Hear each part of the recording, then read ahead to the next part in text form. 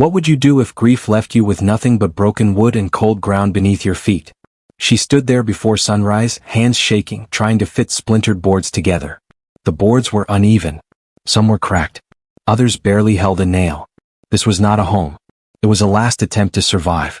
Every breath fogged the air and every movement hurt. Still she worked, because stopping meant giving up. Her husband was gone. Not months ago. Not years ago. Recently enough that the pain was still sharp. Recently enough that his voice still lived in her head. Since the day he died, everything else had followed. The money disappeared. The roof disappeared. Even the people who once promised support disappeared. What remained was a woman alone, building shelter with what no one else wanted. She did not know she was being watched. A few steps away, standing still, was her dead husband's brother. He said nothing. He did nothing. He simply watched as she struggled with boards that cut her palms and wind that cut even deeper. He had the strength to help. He had the means to stop this. Yet he stayed where he was, carrying a weight no one could see. And here is why you should watch until the very end. Because what he decides to do next will not only change her life, it will reveal a truth about loyalty, guilt, and family that most people only understand too late. After her husband died, the world did not pause for her grief. It moved faster, colder, and without mercy. Bills arrived even though the man who paid them was gone. Neighbors stopped knocking. Friends stopped calling. Grief made her weak, but poverty made her desperate. She tried to stay strong. She sold what little she owned. First the extra furniture. Then the small keepsakes. Finally, the last pieces that carried memories. When there was nothing left to sell, she packed what she could carry and walked away from the place that once felt like home. Pride had already been taken from her. She would not let hunger take her life too. That is how she ended up here. On the edge of land no one wanted. With broken boards pulled from trash piles and abandoned sheds. Each piece of wood told the same story. Someone else had no use for it anymore. Just like they had no use for her. Her hands were sore. Her back burned. The shelter rose slowly, crooked and fragile. But to her it was hope. A place to block the wind. A place to lie down without fear. A place where grief could finally rest, even for a moment. She did not cry while she worked. Tears waste energy. And energy was something she could not afford to lose. The shelter was not just wood and nails to her. It was the line between survival and collapse. Without it, the nights would be cruel. The cold would creep into her bones. Animals would come close. Fear would never sleep. This thin structure was all that stood between her and the dark. Every board she lifted felt heavier than the last. Her arms trembled, but she adjusted the angle anyway. If it leaned too much, it would fall. If it fell, she would have to start over. There was no one to help. No one to call. She measured everything by instinct and memory, remembering how her husband once showed her how to brace a corner. She paused only once. Just long enough to press her hand against her chest. The pain there was deeper than exhaustion. It was the ache of doing something that was never meant to be done alone. But she pushed it down. Because no one was coming. Or so she believed. Behind her, the man watching shifted his weight. He recognized the way she held the hammer. The way she leaned in when she drove the nail. Those were his brother's habits. Small details that cut sharper than any blade. His jaw tightened. He had told himself he would only look. Only make sure she was alive. Yet every second he stayed, the silence became harder to carry. He had not planned to be there that morning. He told himself it was coincidence. A wrong turn. A passing glance that turned into something heavier. But deep down he knew the truth. He came because guilt does not stay quiet. It pulls you back to the places you try to avoid. She had not seen him yet. Her focus stayed on the boards, on the nails, on keeping her hands steady. If she had turned around, she would have seen a man frozen between past and present. The brother of the man she loved. The reminder of everything she had lost. Their history was complicated. After the funeral, words were said that could not be taken back. Silence followed. He believed she blamed him. She believed he abandoned them. Neither had been brave enough to break that distance. So time passed. And time hardened everything. Now he stood there, watching her struggle with what should have never been her burden. He could walk away. Pretend he never saw this. No one would stop him. But something inside him began to crack. Because grief is one thing. Regret is another. And regret does not let you turn your back so easily. He took a step forward. Then another. Each step felt heavier than the last. Not because of fear but because of what it meant. Stepping closer meant admitting he had waited too long. The sound of boots on dry ground made her freeze. She turned slowly, her grip tightening around the hammer. For a brief moment, neither of them spoke. the air between them filled with everything they had never said. "I can help," he said quietly. The words were simple. Almost too simple for the weight they carried. He did not apologize. Not yet. He did not explain. He knew excuses would only make things worse. Help had to come before words. She studied his face, searching for something she could trust. Pride told her to refuse. Pain told her to accept. After a long second, she stepped aside without a word. It was not forgiveness. It was survival. He lifted the fallen board with ease and held it steady. For the first time that morning, the shelter stood straighter. And for the first time since her husband died, she was not completely alone. This is End Up. Thanks for watching. The sun hung low over the dusty plains of Wyoming in 1878, casting long shadows that stretched like accusing fingers across the barren land. Amelia Harper knelt in the dirt, her hands blistered and raw as she hammered broken boards together with a rusty nail and a rock for a mallet. The wind whipped her faded calico dress around her legs, carrying the scent of sagebrush and regret. At 25, she was a widow, her husband Jacob gone just 6 months, taken by a fever that swept through their homestead like a thief in the night.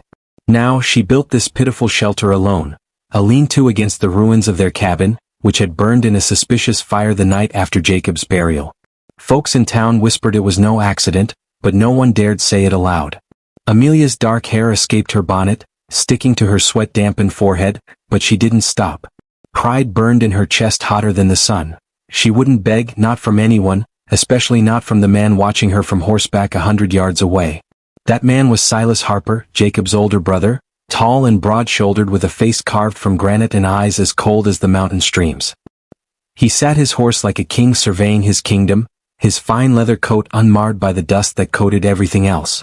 Silas owned the biggest spread in the county, built on cattle and cunning, but rumors clung to him like burrs, whispers of land grabs, of driving out small homesteaders with threats and torches.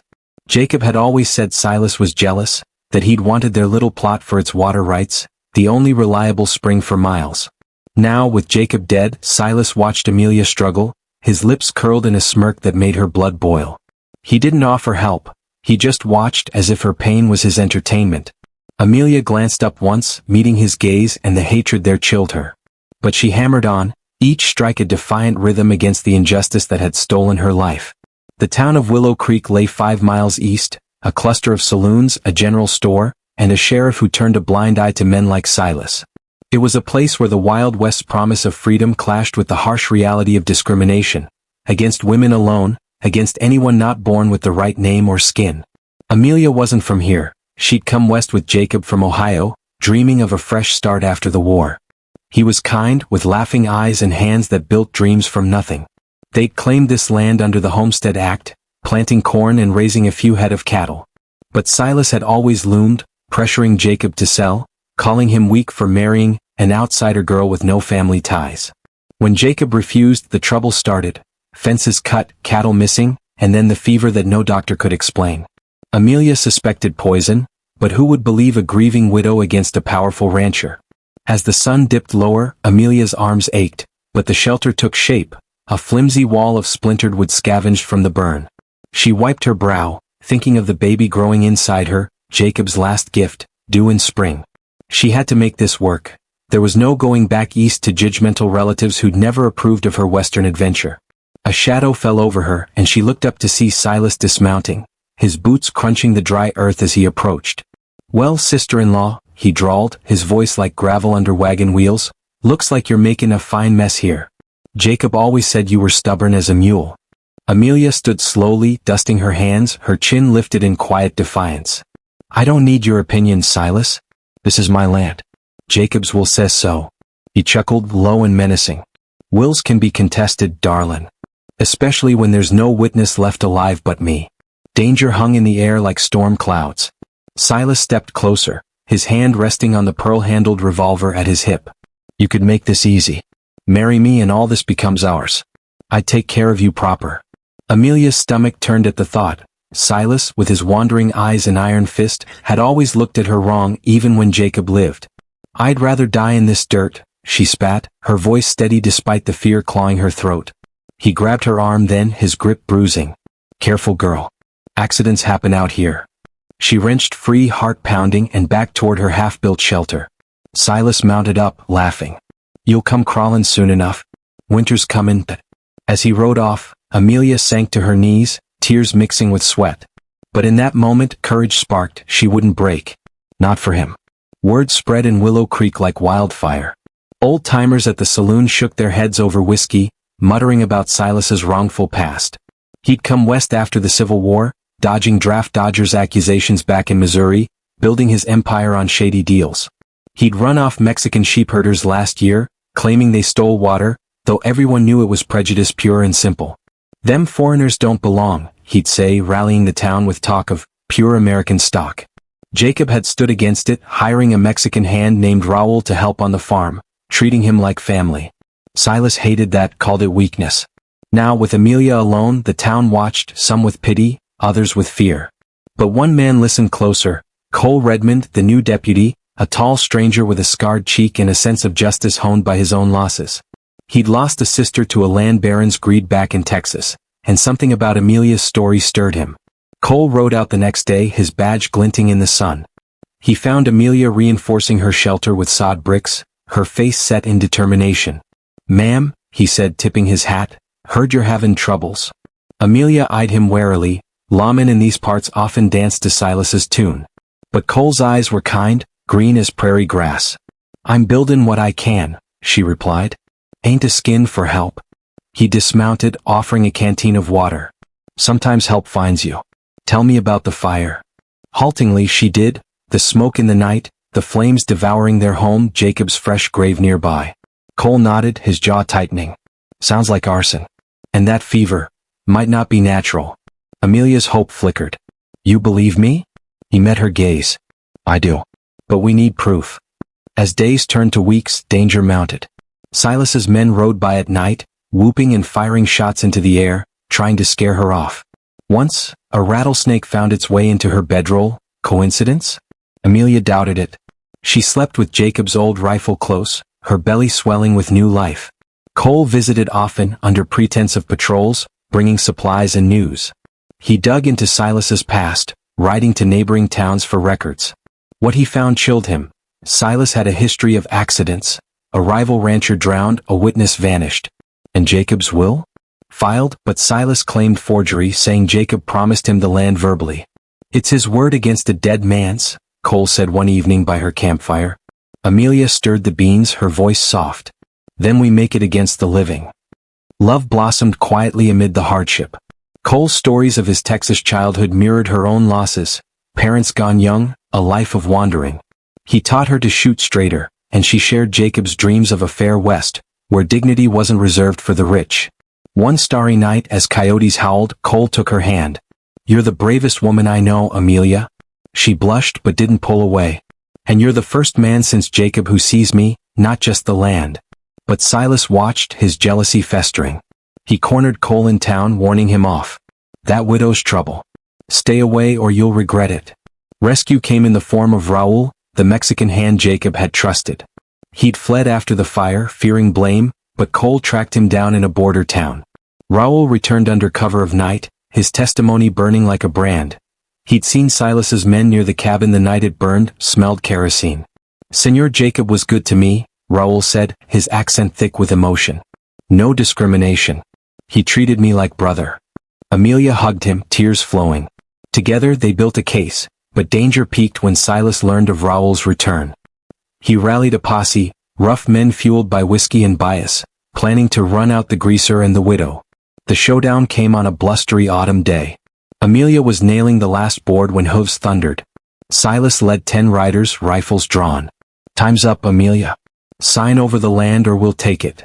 She stood tall, rifle in hand, the baby kicking as if sensing the fight. "This is my home. Jacob's legacy." Silas sneered. "Jacob was a fool. And you're nothing without a man." Gunshots echoed as Cole and Raoul burst from hiding, deputies at their side. Chaos erupted, bullets whizzing, horses rearing. Cole tackled Silas, fists flying in the dust. "For every wrong you've done," he growled. Raoul disarmed a gunman, his courage shining against years of discrimination. In the end, justice prevailed. Silas was arrested, his wrongful past exposed in court, poison in Jacob's well, arson confessed by a turncoat hand. The town, shamed, turned on him. Amelia gave birth to a son that winter, naming him Jacob Cole, a bridge between past and future. She and Cole married in spring, rebuilding the cabin stronger, welcoming all to their table. Dignity restored, the land bloomed, a testament to pride and resolution. Silas rotted in prison, his empire crumbling. And in Willow Creek, stories spread of the widow who built with broken boards, turning wrongful past into triumphant rescue. The years after Silas's hanging didn't pass quietly, but they passed with a kind of hard-won peace that felt almost like grace. By the spring of 1890 the Harper Redmond Ranch had grown into something folks drove 20 miles to see. Neat white fences, a big barn painted red, orchards blooming pink along the creek, and a two-story house with rail glass windows that caught the sunrise like fire. Amelia was 37 now, her dark hair touched with early silver that made her look wiser instead of older. Cole wore the sheriff's star with the easy weight of a man who knew it meant something because he had earned it the hard way.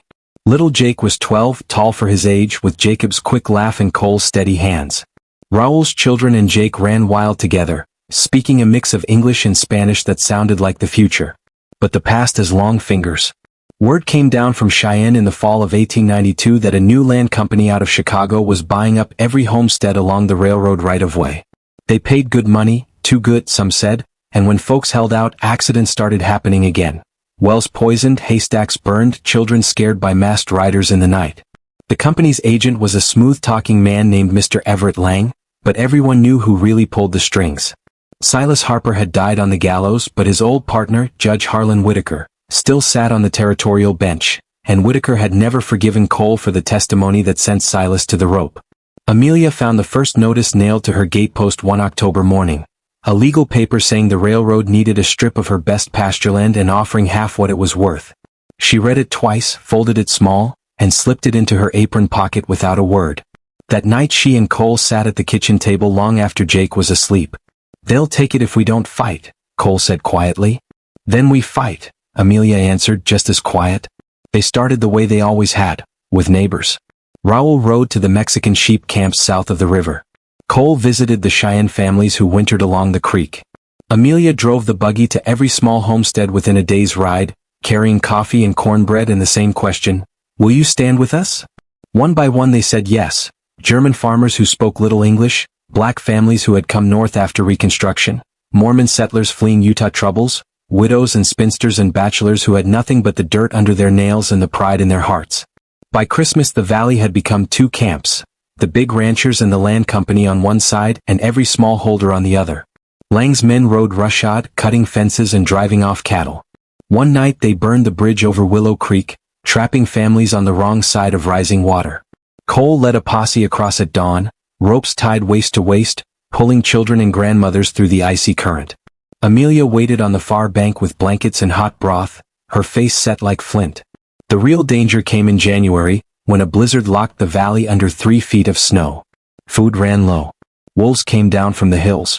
And Everett Lang chose that moment to serve final eviction papers on every holdout, claiming the railroad had condemned the land under federal law.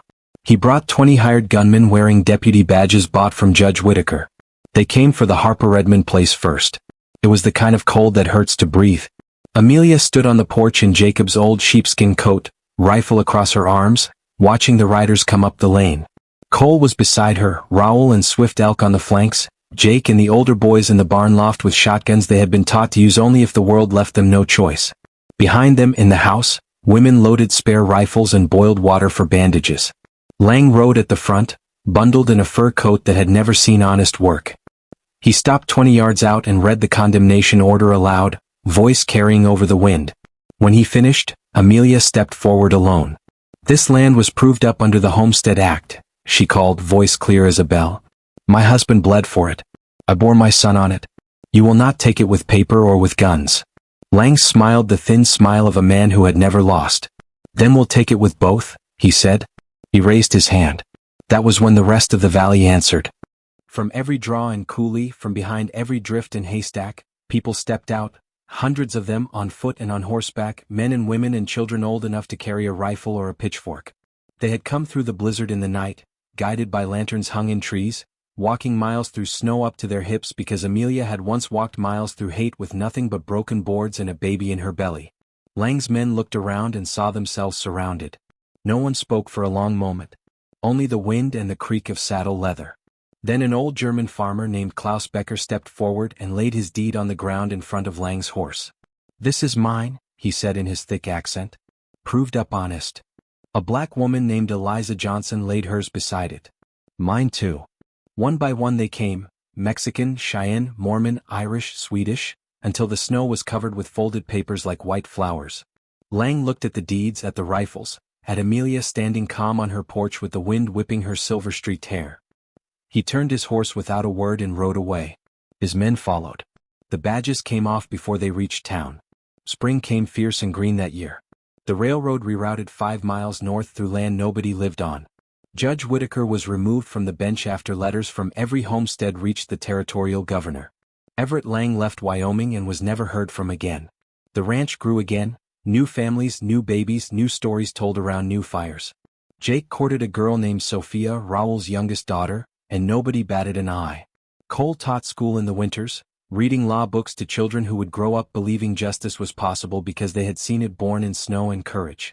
Amelia lived to see her grandchildren ride the same pastures her husband had dreamed of. She lived to see the day the county named the new school after Jacob Harper, the man who had stood against hate first. She lived to sit on the same porch where she once built a shelter out of broken boards and watch great-grandchildren chase fireflies under cottonwood trees she and Cole had planted the year Jake was born. And every year on the anniversary of that January standoff, the valley gathered at the ranch, not for a fight this time but for a celebration. They brought food and music and stories. The children acted out the day the homesteaders stood together, laughing at how scared the bad men looked. The old folks told the true parts quieter, with wet eyes and proud voices. On the last such gathering Amelia ever attended, she was 83, small and frail but still straight-backed. She asked to be carried out to the porch in her rocking chair. The sun was setting red over the mountains, the same mountains that had watched her hammer broken boards into hope all those years ago. Jake, gray-haired now himself, sat beside her. "You still remember?" he asked softly. Amelia smiled, the same fierce, gentle smile that had stopped armies. "I remember the boards were broken," she said. But the woman holding them wasn't. She reached into her apron pocket and drew out a single rusty nail, the same one she had used that first day, kept all those years like a talisman. She pressed it into Jake's hand. "Build with whatever the world leaves you," she whispered. "But never let it tell you you're broken." That night she went to sleep in the big bedroom overlooking the creek, the one she had shared with 2 good men who had loved her enough to stand for what was right. She died quiet, with the window open so she could hear the wind in the cottonwoods. They buried her between Jacob and Cole on the little rise above the house, under a stone that read, "Amelia Harper Redmond 1853 to 1936 she built anyway." And if you ride through that part of Wyoming today, you might see a ranch that still flies the old Harper Redmond brand, worked now by children whose great-great-grandmothers once stood in snow with rifles and deeds. You might see a porch where old folks still rock and tell stories to wide-eyed young ones. And if you listen close on a quiet evening when the sun is going down red behind the mountains, you might hear a hammer striking nail into wood, steady and sure. It is only the wind, maybe. Or maybe it is Amelia still building, still refusing to break, still teaching the land and anyone who will listen, the truest thing the Wild West ever learned. Broken boards can hold up a house if the heart swinging the hammer is whole.